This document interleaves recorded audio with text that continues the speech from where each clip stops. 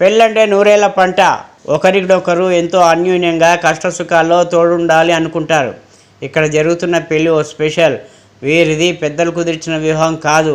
దశాబ్దాల క్రితమే ఒకరిని ఒకరు ఇష్టపడి పెద్దలను ఎదిరించి పెళ్లి చేసుకున్నారు. ఆ సంబరాన్ని 8-10 వయసులో కుమారులు, కోడళ్ళు, కూతుర్లు, అల్లులు, మనవళ్ళు, మనవరాల సమక్షంలో మరోసారి వివాహం చేసుకున్నారు.